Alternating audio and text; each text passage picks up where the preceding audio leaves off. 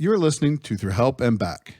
Through Help and Back is a podcast focused on mental health, addiction, treatment, recovery, and all things related to personal improvement and wellness. Don't worry, we're not here to talk about problems without solutions, and we're definitely not here to talk about struggles without success. So come with your problems, leave with our solutions. Welcome back to another episode of Through Help and Back.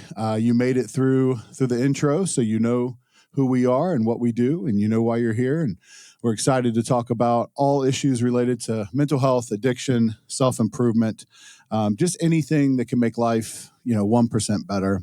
It's July 13th, and today we're going to be talking about really one of the key concepts in psychotherapy, one of the key concepts in healing, is this idea of healing your inner child or working from the inside out. A lot of terms in psychology make it into pop psychology and make it into media, and inner child made it into media decades ago and almost became, kind of a funny way to talk about psychotherapy or to talk about healing, and became a funny line in movies about, that's my inner child acting up, or go heal your inner child. But that is a very real concept and is actually a really key concept that unlocks the potential and unlocks the happiness, unlocks the life satisfaction in a lot of people. And thankfully, we are blessed today to have an expert with us in inner child work, in belief coding. She is a lifelong healer, somebody who has worked via reflexology and other techniques on the body from the outside in, and then through her own personal experiences and her own professional work, has now shifted and is having a great time, having a lot of effect, changing a lot of lives, working on people from the inside out. So that lovely expert is Nicky Hollingsworth. So Nicky, how are you today? Hello. Thank you for the introduction. I'm really happy to be here. Thank you. We are so happy to have you here. So yeah. Thank you. I just believe that the more of us that nurture our inner child, like from within, and have more healthy, positive self-talk, I truly believe healing begins within. And the more people that bring awareness to that, the better. Whenever I have somebody on, especially somebody who has a wonderful New England accent, right? You're clearly from right down the road in Boston, or where are you from originally? Actual England. Actual England. Just England, not New England. England, like London, England, that kind of England. Nice. The real England, you guys probably like to say, right? Yeah. Before those ruffians took off and tried to make the New England. So, yeah. And here we are coming back together now. So it's all come full circle. So tell me, that's where you grew up. That's where you're from. Tell me a little bit about growing up in real, actual England and how that informed your belief about healing and got you interested in this field. How did I become interested? Okay. So I've been a reflexologist and aromatherapist for over 20 years. Like I said, I've worked for the NHS, their staff, and I truly believe the more that we can relax, it's also about the nervous system, isn't it? Because and the body and the subconscious mind, it isn't just about our thoughts. So yeah, I began doing the reflexology and the aromatherapy and such like, and acupressure. And I found that when we're really, really busy, the more sort of wound up we become, and then we're more triggered, we're more reactive, we're more stressed. And the more that we can relax our body and our mind and our soul, the more we're able to bring awareness as to why we're feeling the way we're feeling, which isn't always this actual moment. That's what led me into the inner child work and the belief coding, which is more about our beliefs. So very much into positive thinking, like we all are now, and gratitude. But if we don't feel deserving or worthy of those new goals, if that's in our programming, no matter what, we're not going to get there. We're going to self-sabotage, So reflexology, healing, always loved healing. And helping my clients feel better, but it's also about being the best you, isn't it? Because when you're the best you, then you attract better as well. You're the best person you can be for your family, your friends, but also for yourself. But I do believe healing is a journey. It's not just let's do that and feel better, because that's just denial, if you know what I mean, or pretending to yourself. And then if you're carrying a certain childhood wound and you're denying it, you're just going to become easily triggered or more angry or more. Do you know what I mean? So it's about going deep within and understanding, why am I feeling this way?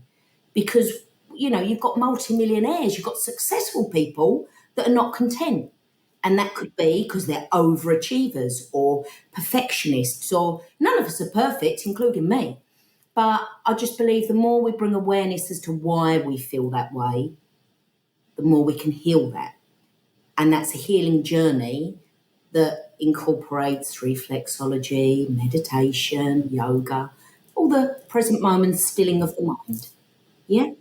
Yeah, no, there's so much there. That's an amazing place to start, because we talk a lot about on this show about evidence-based practices, right? Which is, the academic studies, the traditional doctors, the established protocols, right? Because, we've studied X amount of people and this percentage of the time it works. And so that's kind of standard medicine.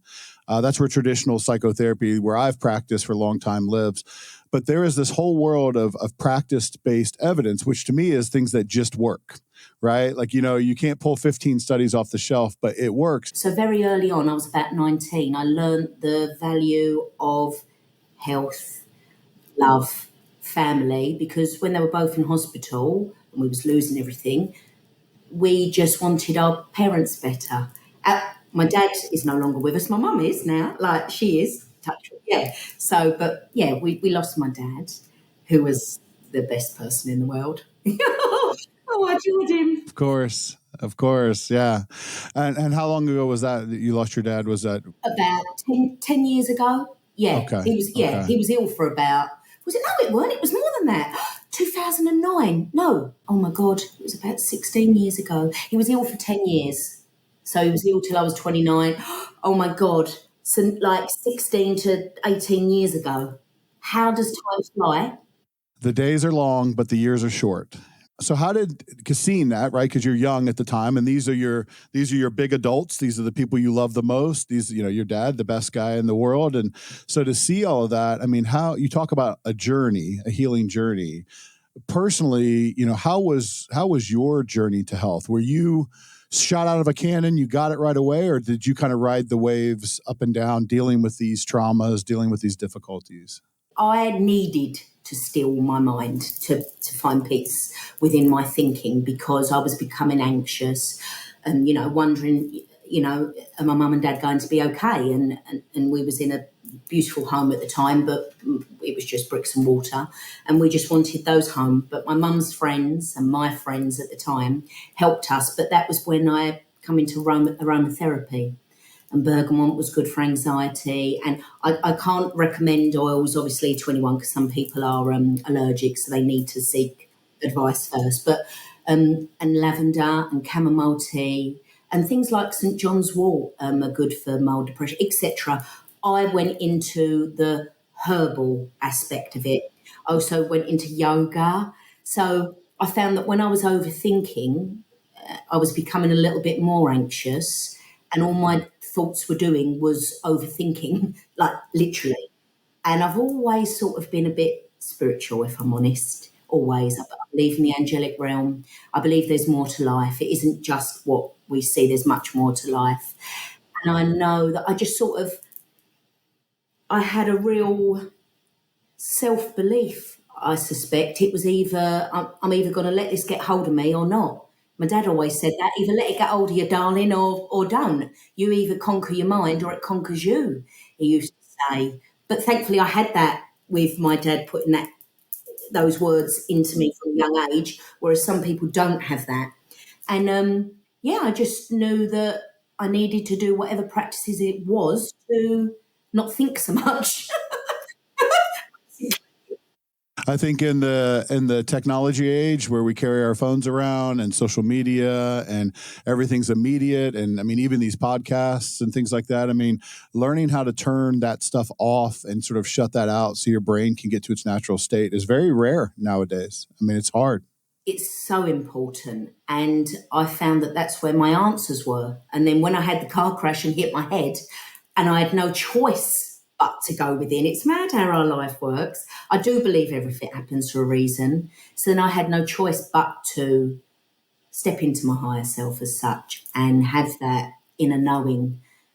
And I know that might sound a bit deep, but when we go with that inner knowing, that heart intelligence, that gut feeling as such, that sort of has led me to the place where I need to be more than my thinking ever has. It's like a movie, isn't it? It's like, you see something in a movie where somebody hands a character something that seems worthless in scene one, and then down the road, it's something that saves their life, right? So like, I think about these things that your dad told you, and at the time you're a kid and you're like, come on, dad, and then here you are as an adult, and that's an anchor belief. That's like, wow, I really rely on that, and how useful that is. So it's amazing how it connects. What we're told as children, I truly believe we carry. I truly, truly believe that. And it gives us a bit of an imbalanced perspective upon life. I truly do believe that. Because if you're forever told, say, you're worthless or you can't do it, then you either become an overachiever or someone that doesn't feel worthy. I definitely think those first 7 years have a major imprint and create the script and our perspective upon life. I don't think that's a regional consideration. I think that's a human consideration, because we're dealing with a lot of that too, and we call it trauma, right? So adverse early childhood experiences, ACEs scores, that's a huge thing here right now and in the field of psychology as a whole, because you see that in adults who have behaviors A, B, and C, and you often don't understand what they're trying to communicate or why they develop that. Because why are you doing this? It's hurting you. It's making life worse. You think about addiction. You think about self-sabotage. You think about abuse. Like, well, why would you do that? But then when you peel the onion back and you look at those very early experiences, you often have the opportunity to go, there it is. That's where it all started, right there. And you've been overcompensating, trying to make up for that, or even proving yourself right. If you get an early belief that you're unworthy, you're going to find ways to create situations that prove yourself to be unworthy so that you can say, I knew it. I knew this was true, 100%. Because if I'm being honest, my dad was my dad from when I was age 2.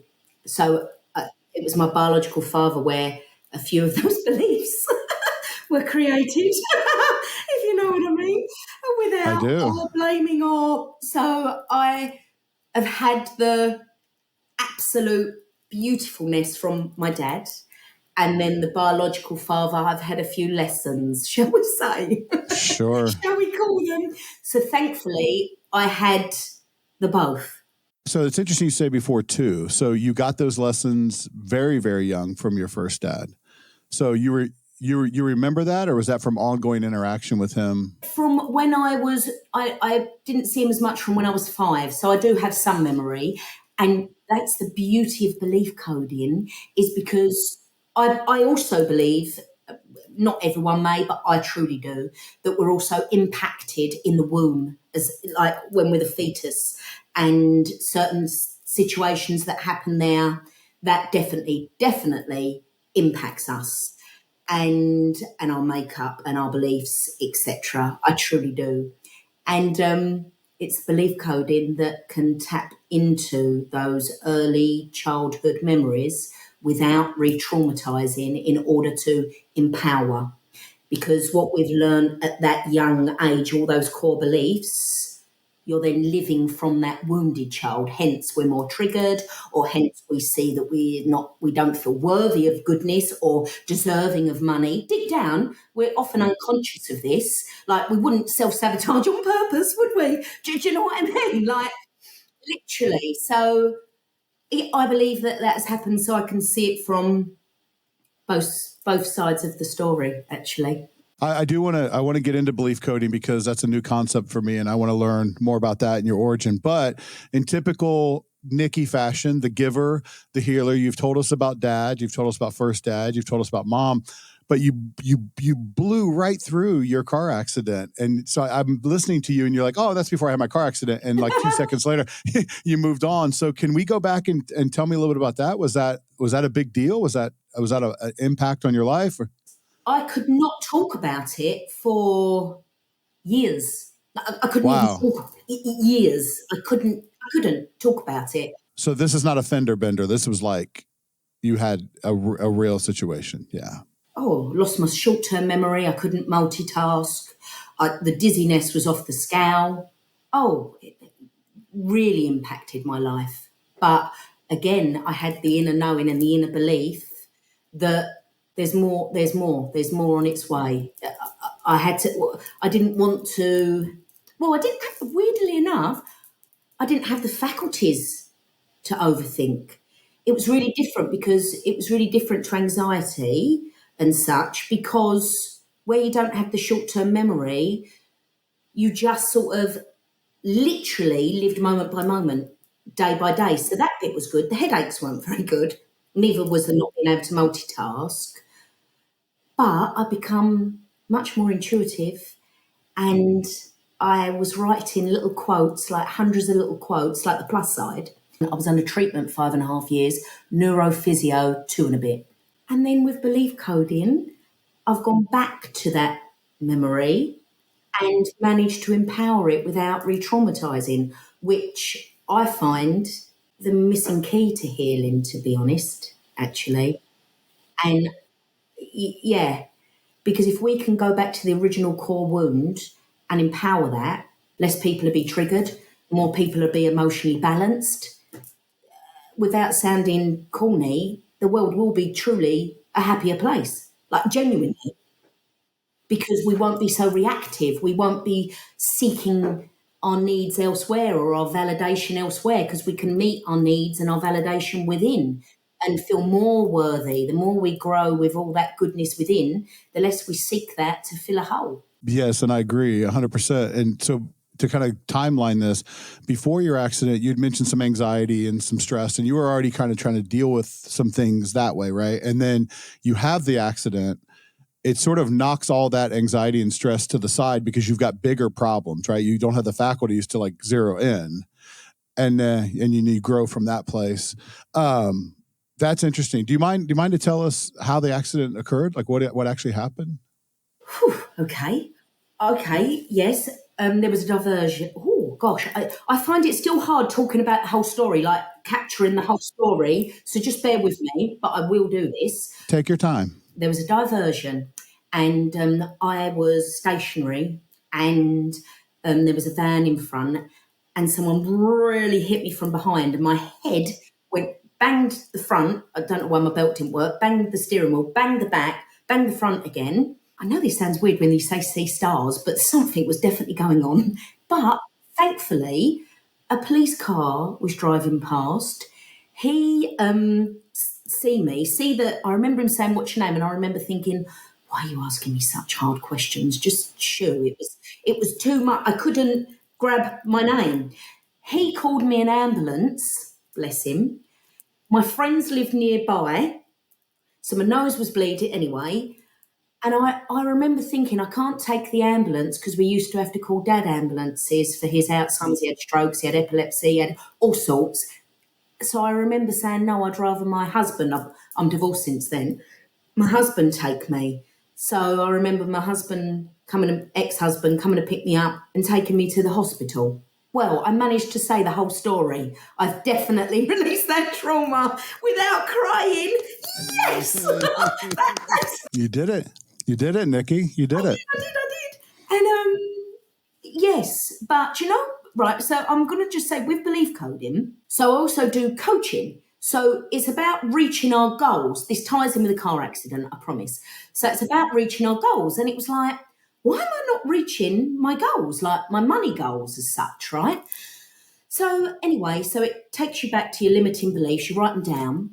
Mine was staying small because I was able to cope with certain situations, right? Didn't realise this. So this is all within like my limiting beliefs, the subconscious. I wasn't aware of this behaviour till I write it all down and allow myself to bring this into awareness, right? So then I do a belief coding session, and it took me back to the car accident, madly enough, where shortly after that, I thought, I can only do baby steps. I can only do what I can do. So at the time, don't get me wrong, if you're concentrating on what you can do and you've got them positive thinkings, that's brilliant. But I'd created beliefs deeper than that of, oh God, I can't go too far. I can't do this because just in case that. So I'd made this little world small for myself unknowingly because I'd created those limiting beliefs that run deeper than our thinking. Amazing. Amazing. No, it's amazing. And thank you for sharing that. Cause I know that's not the easiest thing. I was, for people watching, we don't do this live, we're recording. I figured, well, if she can't do it, we'll just ask another question and we'll edit that out. But that was amazing that you could do that. And you went through that and told us, and beautiful. It's a beautiful story. I couldn't have 5 years ago, to be fair. What was 5 years ago? What did that look like? I mean, you would just shut down, small world, scared of everything? Like, what was 5 years ago? Dizzy, headaches, short-term memory loss, being the best mum that I could be, basically, and taking that very, very step by step. Everything took a long time, so I couldn't follow recipes. So I had to do very basic dinners. Things you take for granted was taken away. But I had a real deep knowing. Again, it's that deep knowing that has carried me through that. And I definitely think that was planted from my dad, thankfully.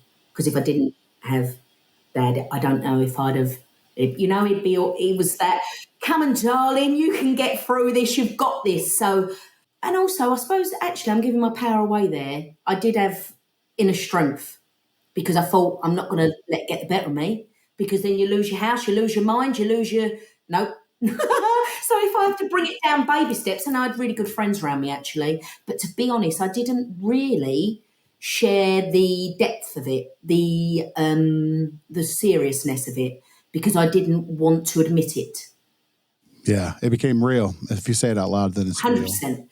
Yeah, so I couldn't talk about it. I couldn't admit it. I was literally hour by hour. And look at you today. You just told the whole world. Yeah.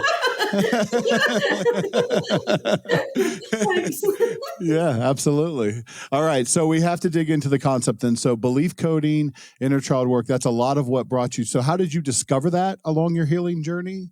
And tell me a little bit about sort of what first got you into it and what those early baby steps about using that technique and doing that work look like for you. Oh, right. Belief coding has only been about 18 months. Inner child work, you really want me to actually, I'm such an honest person, I can't lie. This might sound unusual, but before I started studying it, I actually do have a diploma in inner child, but you can't, it's not a recognised, it's not as recognised, well, But anyway, when I began inner child, this is going to sound, I'm just talking from my heart, this is the truth. I can actually, when people are given gifts, from childhood, right? I promise I can read the emotional aura. I can sense someone's inner child and I actually know what's impacted them. So sometimes that can be bullied from school. Sometimes it could be something to do with a sibling or an older person in the family. And I've had these inner child cards. I've always read about inner child. It's like I have a real resonance with inner child work. But I am very aware that you can't, like I used to work for the NHS, Redbridge Health Authority, Nuffield Health, you can't rock up at a professional place and say, oh, inner child. But that's the truth. It's within me, and I know that's a major part of healing. I've been able to heal for 20 odd years. I've taken nurses' headaches away. I believe that mental health isn't just about mental and physical. It truly is about emotional health and spiritual. Is my belief. So that was from long ago. I bet you asked that question. And then I had all my qualifications, in the reflexology, the aromatherapy, acupressure, massage, and then qualified in belief coding. And where this incorporates the subconscious mind, you really do have to study with that, because you can't just mess around with someone's subconscious mind, can you? So I've been studying Most of my life, actually, and actually becoming qualified, because if you want to work with people, you need insurance, don't you? So then you need the certificates to become insured. Whereas inner child healing, that's just a bonus, shall we say, to do with the energy work, which is not necessarily everyone's cup of tea, but I genuinely believe that that is the missing component. And I've been doing Reiki before it was fashionable, aromatherapy before it was fashionable. You know what I mean? Aromatherapy 20 odd years ago was certainly not well known. And I do believe that the inner child aspect is the missing piece, because I do believe that many people are searching for that missing piece and wondering, oh my goodness, I've achieved everything, I've got everything. Why am I not happy, truly happy? And that's because your inner child's not happy, is my opinion. I run into that over here too, where you talk about the medical establishment and you said a couple times like, hey, this helps people, but we can't just go over there and do that now, can we? And it's sort of like, well, but why not? We're trying to help people here, right? And so I do carry a degree of frustration around, again, related to that evidence-based practice versus practice-based evidence. If there are things that work and I just don't know why we're so quick to label it as like new age or pseudoscience, or that's so far out there. Like we do the traditional stuff and we only pay for the traditional stuff, when how many people could be helped, right? If we opened those doors.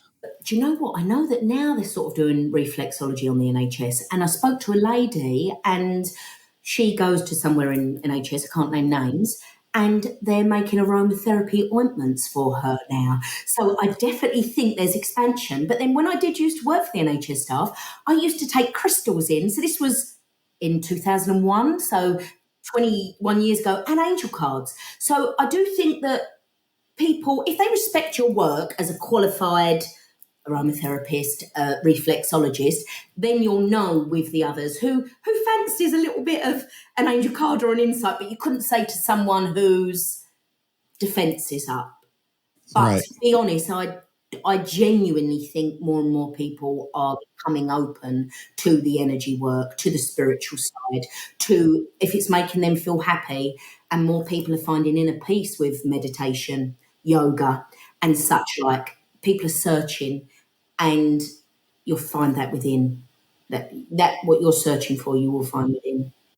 Well, and over here in America, you have to remember we're controlled by big pharma, right? All the pharmaceutical companies are just running the show, and so all you need to do is find a way to get into a pill or give it into a cream that they can charge for, right? And you can make the cream for $2, and they can charge my insurance $202, right?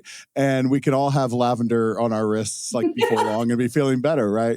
So sadly, that's what happened, right? The monetization and the corporate interests have pushed their way to the front of the line. And so here we have to play that game to get this good advice, these good techniques that could actually, save lives and help people live more fulfilling, rewarding lives and deal with that early trauma. It's like, well, there's a game out there that has to be played. So I appreciate that you're carrying this message and you're giving this message, because really that's what this podcast has kind of become, is like, hey guys, there's this way, but there's a whole world of other ways that people heal. And it worked for you personally. Before we go on, I want to say a few words about Anew Behavioral Health. Anew Behavioral Health is an outpatient provider of mental health and substance abuse services in Ohio and New Hampshire.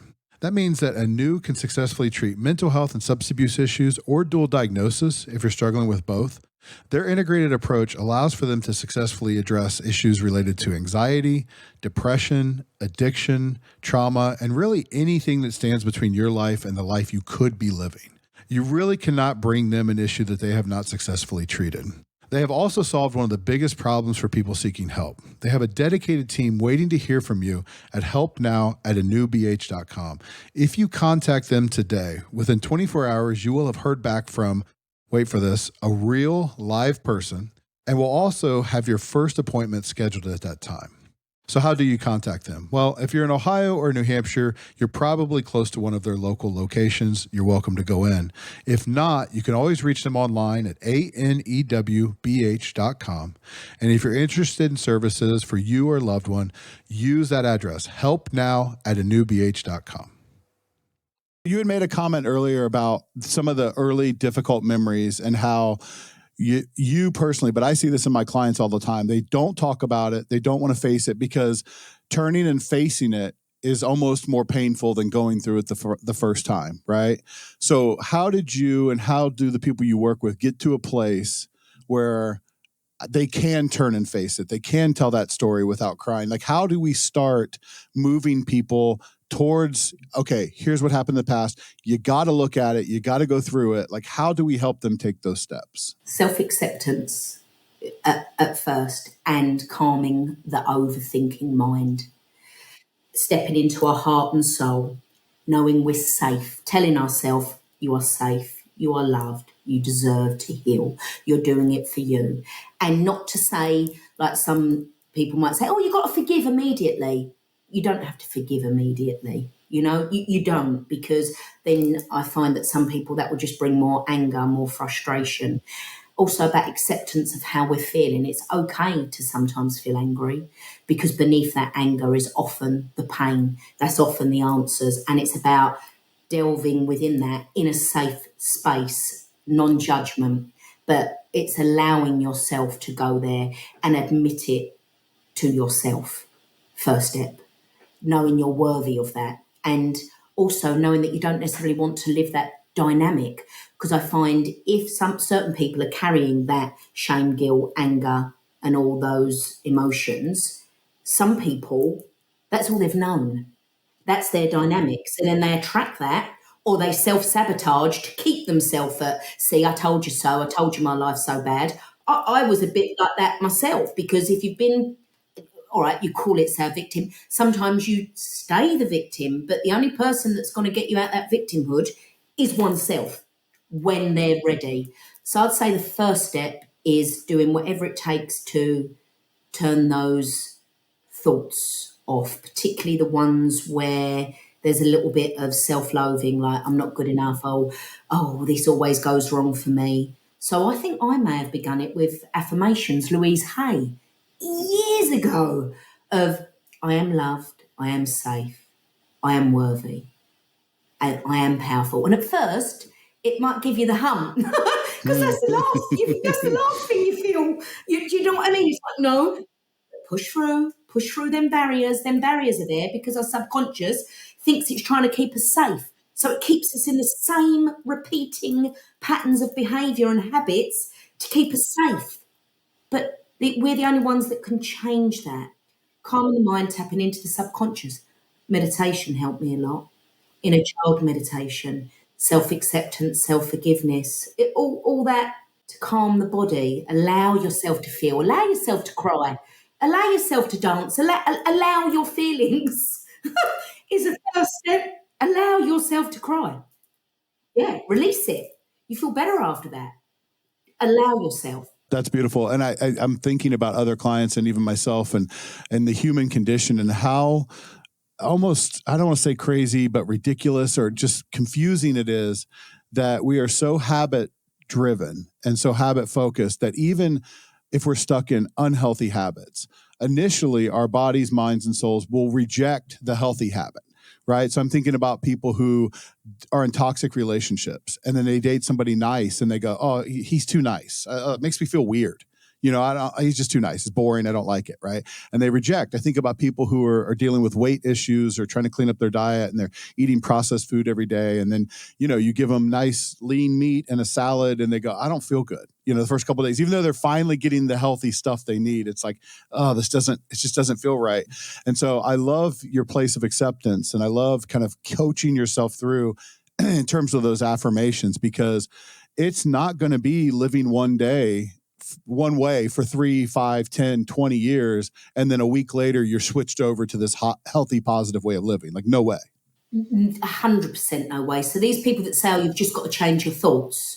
Don't get me wrong, there's a place for that, like for the manifestation, the law of attraction, but certain people have lived a certain way for decades and that's all they've known. It's hard to go from a negative thought to a positive one. So even just going to a neutral one, even just tapping off those thoughts, putting a no entry sign there, just to be in the present moment, bringing awareness to that, acceptance to that, allowing yourself to feel peace. But you're right.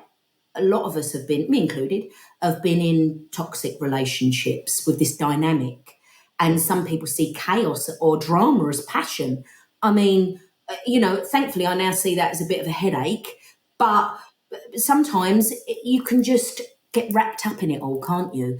And I don't think many of us are giving ourselves time in the present moment to actually acknowledge how we're feeling, because it's those feelings that often give us the insight, not our thoughts and judgment upon it. Like, so say if we're in a toxic relationship, okay, so why am I'm feeling drained, I'm feeling annoyed, I'm feeling unrespected, yet you're staying in it. Do you know what I mean? And it's just playing out, and it's not until we accept it, allow it, and then bring up that self-worth. Because if you don't feel worthy of any different, you're going to stay the same. Is that a concept that you personally struggle with too, that idea of self-worth? Because I listen to your story and I hear, loving her parents, helping her parents, recovering from maybe traumatic brain injury. I mean, this car accident. I see so many positive things from the outside in, but you keep saying this idea of acceptance and worth. Oh God, it's a journey for me, yeah. You didn't have that. Okay. Yeah. Oh God, my self-worth used to be on the floor years ago. Yeah, but I couldn't string. I felt when I was had the brain injury, I couldn't string. I'd be in a conversation and I forget what the last sentence was, so I couldn't hold a conversation, and that hurt you. My self-worth majorly. Thankfully, good friends, so they knew something was up. Well, they did know because I had the car crash, and just allowed that, Yeah. So that inability to connect is what fed that for you. So there wasn't like an early childhood thing. You've carried this sense of self-worth. You were managing, you were okay, but this accident really brought it to the surface and really made it real because you couldn't connect, you couldn't converse, you couldn't interact with people the way that you wanted to. Oh, no way. Yeah. But if I'm honest, I genuinely think that most of the population, I can't speak for everyone, at some point in their lives, something has affected the way they view themselves. Or some point in people's lives, they've either got self-doubt, if they're triggered by a memory they don't fancy, lack of self-love, self-acceptance, self-worth, lack of something that triggers them and it makes them doubt themselves, if they're honest with themselves. I genuinely don't think that every person in the world is 100% happy all the time, or loving all the time, or not angry all the time, or not doubting themselves all the time. I definitely think even people that have got it going on and have the best life in the world have moments of self-doubt or self-judgment or something, but it's allowing that and then making ourselves feel better. Because if we're forever telling ourselves we're not good enough, well, we're not going to feel too good, are we? Do you know what I mean? Right. Feeding ourselves the goodness. Well, and you said something really profound earlier about maybe sometimes it's too much to even go from a bad to a good experience. Maybe you need to work on just neutral experiences, right? It's like just being okay. Because if someone's really negative and in a really bad place and you tell them to just be happy, that will give them the hump. Like, it'll be like, well, I can't, or it'll bring up a trigger or a defense it's just baby steps. Just next hour, do something that makes yourself feel better. For some people, that might just be having a bath or just having a little dance or a song or a walk or appreciating nature or a meditation. I don't think it's one size fits all, even for this kind of work. I don't think for any work it's one size fits all, because we're all unique and we've all had different experiences. So to say one size fits all will just be okay for some and not others. Well, and that permission to go slow. I mean, one of the things that's been more effective in my career with people is to restrict change, right? They get in, they recognize there's a problem, they want to change things, and then they say, okay, I'm going to change these 10 things tomorrow, right? And I'm like, whoa. Because what happens is people do 9 of them, they don't do the 10th thing and they go, oh, well, to hell with it. I can't do this, right? Even though they got 90% of it right, they say, forget it. So I think it's important sometimes and they throw the whole thing out, right? There's a phrase about the people that are stuck in addiction or people that are stuck in self-sabotaging habits. When they get a flat tire, they don't get out and fix the tire and get back on the road. They get out, shoot out the other 3 and start walking, right? Like they go, well, to hell with it. This proves that I'm not going to make it. So everything goes. So I think it's really important and has been effective to shrink change, to say, no, let's just do the one thing. Let's just do the one thing. So, if your eating habits are all over the place, right? Like, let's just not have dessert. Let's do everything else the same. You can go to McDonald's, you can have the Coke, you can do whatever. Just don't have dessert, right? And then after a while, when that becomes habit and that becomes accepted, now let's do the second thing, right? And so when you talk about acceptance, I think one of the key things that you're tapping into is that acceptance, not only to embrace your own story and create your own way forward, but also to go at your own pace. It's okay to go slow. Just keep going, Because if we expect too much of ourselves, if we expect 100% of ourselves, we're not going to do that. So we're going to forever be berating ourselves like, oh, I didn't do it. See, I didn't do it. Self-fulfilling, it's like the script we tell ourselves. Again, it's that, see, I told you I can't do it. I told you I can't do it. Whereas change in baby steps is much easier to do and obtain and keep, isn't it? Even if it's just one small little thing, it's one small little thing better, rather than saying, like you said, I'm going to do 10 and doing the 9 and then not, well, then you end up saying, oh, not doing any of them. Do you know what I mean? Right. Whereas if we just do one small thing each day to make ourselves feel better, even if that's just giving ourselves 3 minutes in the morning to realise all what we are and all what we have. It's a little snowball that starts rolling down the hill. And by the time it gets momentum, it's this massive force for change. But it doesn't happen overnight. You have to go through those steps where it's just a tiny little snowball just getting started. So celebrate each step. That's very important. Yeah, because people do treat, like when they're doing well, they kind of toss it away like, well, yeah, of course that's what I'm supposed to do. But when they screw up, they throw a party for their mistakes. Like they sit in it and they ruminate and they say, oh, see, here we go again. They have this big impact. It's like negative is much more powerful than positive. We just expect positive. And so the negative we beat ourselves up for, but the positive we don't celebrate ourselves for. It's just not fair how we treat ourselves, honestly. I agree. So all that self-talk, I truly believe that's so important to believe in yourself. But again, that takes time. You can't just go from feeling not very good to, yeah, I am good, I am enough, I am. But I do believe it's repetition as well. So it is daily. So in the morning, like sometimes I'll put the music on or I'll have a little dance or I'll sing. And I know very many people say about gratitude, but I do believe that does work. It does. Just keeping in mind all what you have, keeping in mind the good as well, but acknowledging the bad too. Like what you said, we have to acknowledge how we're feeling. It's real. It's part of the reality, but acknowledging in a non-judgmental way, right? That's a big meditative concept, is like when those negative feelings come, you can look at them from a distance and say, oh, that's interesting. My anger has shown up, right? Like, what's that about? Okay. Not, oh my God, here I go again. I'm addicted to anger. I'm a failure. It's just, oh, here it is. Here, I'm feeling that. And then almost like a researcher on yourself. Like, I'm curious where that came from. I'm noticing it, that you've had that experience. Yeah. 100%. Because if these certain emotions come up and we deny them, we'll just forever fight them and they'll be simmering in the background. Whereas if we acknowledge it, okay, I'm feeling angry. All right, why is that? Oh, because of this. Oh, how did that make me feel? Oh, okay. And then you might cry, or you might go for a run, or some people might have a little scream in the car, or whatever, whatever it is. But it's like a release. It's like, oh, it's here. It's just reminding me, and it's here to be let go of, not to be shamed, put in a box, and forever there. But some people don't want to open that box, do they? Anything could happen. It could get out of control. Yeah. That's why we do it slowly.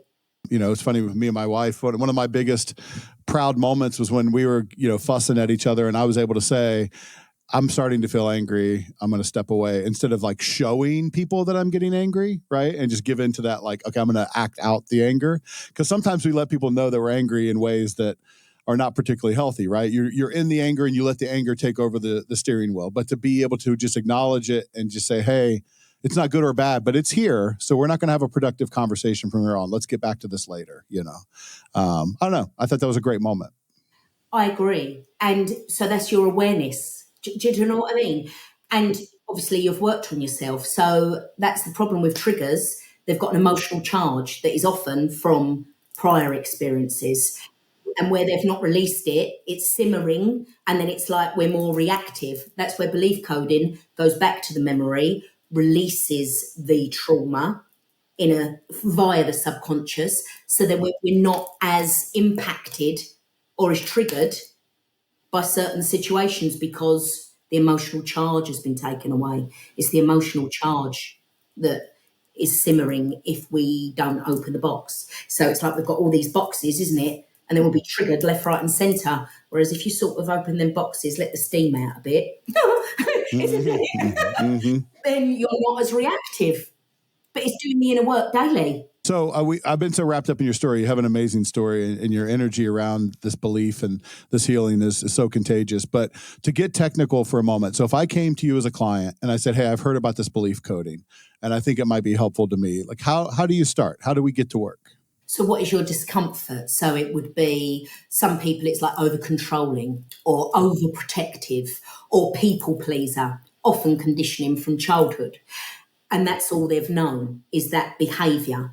So then we see how much that is affecting them. We have a very small talk, and then we say the opposite, like the of how they wish to feel. So say if it's, I always have to put other people's needs before my own. It could be along the lines of my emotional needs matter and I'm important. Or say if they're a perfectionist or an overachiever, once I reach my goals, that is enough. Or, it's certain. So then we get to how they're behaving, how they wish to feel. Then we ask the body where this trapped emotion first originated, the body, not the thinking mind, a certain way, which is a process.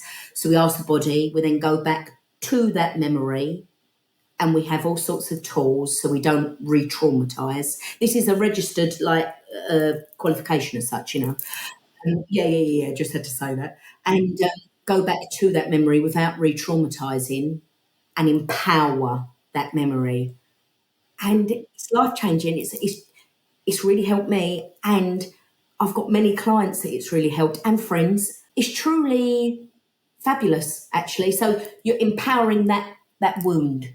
That wound, you're asking the inner child or that the person in that memory, you're asking them what they need to feel empowered. Once they feel empowered, then you can code in the new beliefs. Yeah, I think I do, because it's so when you were talking, I was going to say, okay, so gentle challenge, like if we're talking about early abuse, like why in the world would I want to empower the memory of my father abusing me or my mother neglecting me? Like, why would I want to give that power? But I think you got into it there at the end. It's not about empowering that memory per se. It's about empowering that version of yourself that experienced that to handle it, process it differently, feel differently about it. Am I close? In the moment, and our subconscious, as you know, will only give us the memory that we're ready for. So I respect that some people don't have childhood memories, and I would never, ever, ever probe those memories. It's for them to bring to light when they are ready to heal. So our subconscious mind will only show us the memories that we're ready to acknowledge. That's an amazing concept and something that's really important to understand from the start, because if you're given what you can handle and you become a stronger person, you're likely to get more, right? Not less, because if you're going to be given what you can handle, right? And so that's why I think a lot of my clients early on in the process, I warn them like, hey, it's going to get worse, right? When we dig into this, it's going to be harder at first, but maybe that's just because they're more ready to address that. Step by step again in their own time. And I truly believe the subconscious mind. I truly believe that we'll only be shown what we're ready to heal. I truly do believe that. That's been true for you. So of course, why wouldn't you believe that, right? So I with the time we have left, we're not quite at the end, but we're getting there. I have to ask. So you've touched on this a couple of times throughout about other realms and the angel realm and believing there's more going on. Like, can we peel that back a little bit? Like, I'm so curious about the spiritual aspect that informs your life and your work. So, what else is there? What are we missing? What do you see that we don't see? Okay, I have believed in angels since I can remember, and that's that. And I remember my friends, like when I was at school, like would be like, but I definitely think there's also a higher self. There's a higher purpose. There's, like energy, so an imagination. And I just feel that our minds have become so busy, we sometimes miss the moment. And I do believe in our souls. So that's our, not our thinking mind, our ego, our soul, our heart and soul, our energetic being. And I believe that the more we still our thinking mind, the more we can hear the answers within. Not, it's like that, like that inner knowing. And I think nearly all of us have got it really. But where we're just so busy, we sometimes just let that go. Like, or say we can sense, you might walk into a room and you can sense someone's had an argument. You can feel the energy.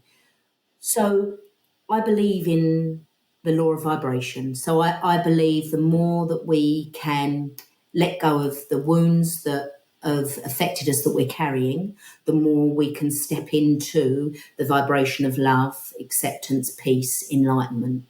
But it's a process of letting go of those feelings that weigh us down. So the more we can go into our heart and soul and acknowledge the love, the more we'll just have that inner knowing that we're in the right place at the right time. There's more to life than what we can see. And it's about having hope and faith within your heart that you'll get through this, and to not have so much judgment upon yourself or a judgment about anything, really. Don't get me wrong, that's the daily practice. But the more we still our thoughts, the more we can hear our purpose, the voice within, if that makes sense. You can feel it. You can't study it so much. I guess that maybe is the wrong word. You can't analyze it, but I think you can feel it. It's that knowing when it's time to make a decision, or knowing in your heart you've got the strength to get through this step by step, knowing that inner oof, like that I can do this. But also, like in meditation, you can sense, and there's more to life than meets the eye. Whether that's the angelic realm, whether that's, like everyone's into it a bit more now, aren't they? About energy and I love Dr. Joe Dispenza. I love Albert Einstein. I love, I just think the more that we nurture wisdom, it's not just about knowledge. It's not just about reading from a book or memorizing and learning. That certainly helps, but there's wisdom within, and we all have it. It's just about stilling our minds to hear it and allowing our hearts to blossom, to lead from the heart and soul rather than my thinking upon it, to sometimes just be in the present moment and allowing whatever feelings they are, and then saying, right, I wish to feel better, and what am I going to do to feel better? So Yeah, I heard this, but this idea that actually the only place you ever live is now, right? Because if you live in the past, right, you're subject to depression. And if you live in the future, you're subject to anxiety. And you have your memories of the past, and you have your hopes, your anticipations of the future, but none of those are real, right? There's been lots of studies that show how bad our memories are, right? And this guy had a yellow shirt. Nope, he had a blue shirt, things like that. And our anticipation of the future isn't much better. We're not very good guessers about what's to come, you know? And so all we have is right now. we can use our imagination to worry or to dream big, basically. What we focus on, what we focus on is so important. And when we focus, like you say, in the present moment, there's beauty in the present moment as long as we look for it, as long as we see it, appreciate it. Well, the other thing that I think that's so calming and comforting about the present moment, and this is a kind of a scary thing to say because I don't want to trigger anybody who has feelings of unworthiness, but the present is the only place that we're actually enough, right? In the past, there's always something we could have done better, right? We can look back with hindsight and go, oh, I should have done. In the future, our fears paint a picture where we're always lacking or needy. Oh God, the bills are coming due. Oh gosh, I won't be ready for this. I got to get ready. I got to get ready. I get ready. So everything in the future we're preparing for. And so by definition, we're not enough yet. That's what goals are. You're trying to be ready for the thing that's coming. In the now is the only place that will ever be enough. Because right now I'm okay. I'm fed. I'm warm. I'm having a great conversation with a new friend. I mean, things are good right now. Fire alarm might go off in 5 seconds and I won't be good anymore, but I'm good right now. And so that's a nice place to be because it's really the only place that we're always enough. I agree. And to appreciate what we have, to appreciate, because everyone's been through stuff, everyone. And you can look back and see the lesson in it, you know? A lot of us have grown from our worst moments, you know, have had our greatest lessons in those moments, you know?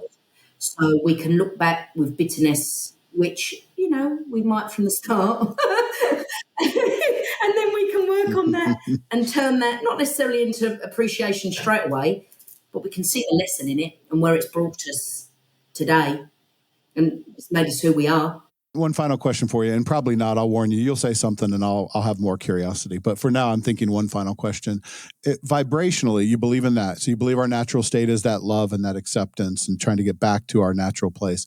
If that's our natural frequency and if that's what we're meant for, why do we as humans experience so much pain? Why do we have to go through all of this if we're really meant to be in love and acceptance? People can see it from all different ways. Some people may see it as life lessons or karma. Some people like that. That's a whole different ball game, is the karma and that. But I truly believe being so busy doesn't help. I truly believe that.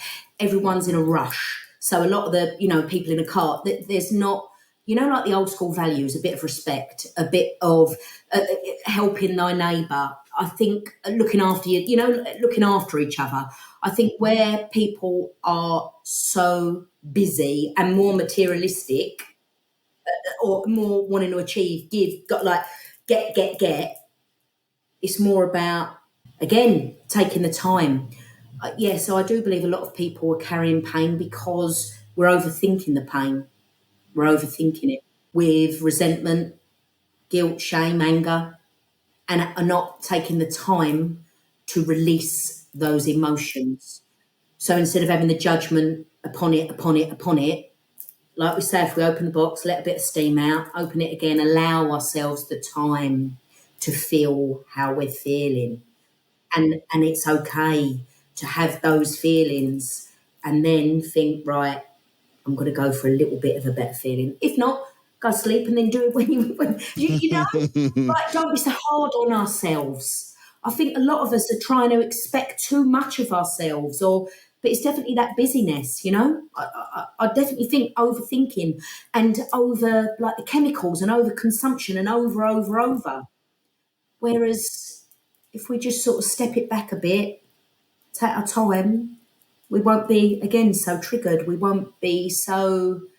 It's that anger, isn't it? And everyone in each other's way. What resources or readings, further learning, where would you point people to learn more about these beliefs and these things that you're working with? Right. So Dr. Joe Dispenza, he's fabulous. Louise Hay, I truly think her work is amazing. Dr. Wayne Dyer, he's fabulous. The Power of Now is Eckhart Tolle, isn't it? Belief coding, I love that. Inner child work, and also meditation. I do mine on YouTube. You know, it has to resonate with you, and you can really get a lot from meditation. I have to do guided meditation because I personally, I can't sit for too long with no thoughts. I have to be guided what to think, you know. I'll contribute there on the guided meditation front. Do you listen to John Kabat-Zinn at all? He's my favorite guided meditation guy. So someone that maybe you want to check out. I don't know if you've already heard his stuff, but What's he's his really name? John Kabat, Kabat, Zen with 2 N's. Yeah, so he's here out of Massachusetts, and let's not hold that against him, right? He's still a good guy, but no, he's great. His guided meditations have been, with a touch of the hamster wheel in my head that's always kind of going. He's been really great at getting me like to slow that down, and sometimes the hamster even steps off the wheel for a while, so it's really nice. So yeah. And then we're not as reactive in life, are we? Because we've got the time. Mine is I've listened to Pura Rasa, Mindful Movement, Jason Stevenson, Michael Seeley, and I can't remember the rest. But I just on YouTube, have a little look. How do people find you, Nicky? How do people connect with you? Are you on socials, or how do they work with you? Oh, I am on Instagram, but yeah. Just your name, or is there a special like? I think it is my name, or Nicky Belief Coding.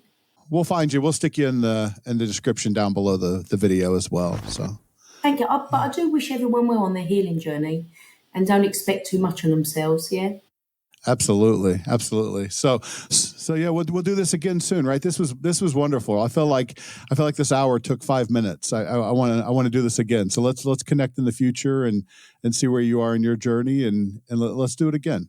Oh, thank you for having me. I really appreciate it. Yeah, I've enjoyed it. I like it. You did really well. You were nervous. I'll pull the curtain back. You were a little nervous when we talked, but for all the people listening, you just killed it. You did great. You're natural. Am I? It's my first podcast because I declined one.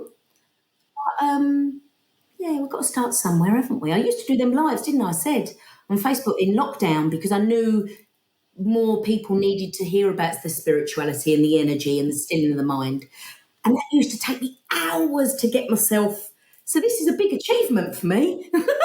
So it's a big deal, and I have a sense that someday soon I'm going to be watching your podcast because you're really good at this. So you should probably go ahead. You have a lot to share with people, and I think people would benefit from your voice. So I'm not pushing you, but I'm inviting you. You should try. Thank you. Step by step. Step by step. That's right. Baby steps. Else I'll be like that. Ooh. Absolutely. Okay. Well, thank you to Nicky for being here today. And I want to wrap up, as I always do, by kind of giving a shout out to our sponsors. So Anew Behavioral Health. One of the things, we talk about at the end of every one of our podcasts, but Anew offers all the traditional methods in terms of psychiatry, nursing, therapy, case management, all that good stuff that you need, substance abuse, mental health side. You can see them in person. You can see them online. So they adjust to your needs. But one thing I really want to highlight after talking with Nicky is that, Anew Behavioral, one of their core beliefs is centered around integrative care. And that means you keep whatever works for you. You add those pieces like the coding, like the belief systems, like the meditation that Nicky's talking about. There's a big acceptance to traditional and sort of non-traditional and new methods. And so Anew is really committed to building an individualized plan that works for you. And that includes all modalities that work for you. So you don't have to make a choice when you work with Anew. Do I see my therapist, or do I go see my healer? Do I keep the reflexology, or do I work with my psychiatrist? They want you to have all. They want you to have all of the things that work best for you. So if you're in Ohio or you're in New Hampshire, anewbh.com. Or help now at anewbh.com. So we thank them for their support, and it's been great. Thanks to producer Leo, as you guys could tell, because this went very smooth and the audio was great. Leo was here today, so thank you so much, Leo, for being here. We appreciate you. And Nicky, a final thank you to you. It was lovely. It was great, and I look forward to talking to you again soon. Thanks for spending the time with us. And to all of you watching, as always, your most valuable resource is your time. We appreciate it so much that you spent a little of it with us. We hope it was worth it, and we hope to see you next time. Until then, take care of yourself, and please take care of each other. Thanks so much. Hey guys, although Through Help and Back is an excellent podcast with a lot of great ideas, I do want to let you know that in no way is Through Help and Back expected to be perceived as or relied upon in any way as specific medical advice or mental health advice for you personally. The information provided through Help and Back on our website or our podcast is not intended to be a substitute for professional medical advice, diagnosis, or treatment that can be provided by your own providers. Do not use our content in lieu of professional advice given by qualified medical professionals, and do not disregard professional medical advice or delay seeking professional advice because of the information you have read on our website, heard on our podcast, or otherwise received from us. Although we love discussing issues related to healthcare, mental health, and addiction, we are not providing direct healthcare, mental health care, medical, or nutrition therapy services. We're not attempting to diagnose, treat, prevent, or cure in any manner whatsoever any physical or psychological ailment, any mental or emotional issue, disease, or condition. We are not giving you specific medical, psychological, or religious advice whatsoever. Please take care of yourself and take care of others as you always seek the advice of your own medical providers and your own mental health providers regarding any questions or concerns you have about your specific health, or before implementing any recommendations or suggestions from us. These are ideas that have worked for other people. We think it's important to share them. We do not guarantee that they will work for you specifically. Do not stop taking any medications without speaking to your physician, nurse practitioner, physician assistant, mental health provider, or any other healthcare or medical professional. And if you have or suspect that you have a medical or mental health issue, contact your own healthcare provider promptly. Also, one last thing, if you know or suspect that you are currently experiencing a crisis, it is absolutely imperative that you seek the advice of your doctor or other emergency healthcare services prior to ever thinking about using our content. We love the conversations. We're glad you're stopping by. We hope you take a lot from the content. But again, for your specific individual medical situation, please always seek quality personal care from your own providers. Do not let this information or this advice stand on its own. Thanks so much for listening.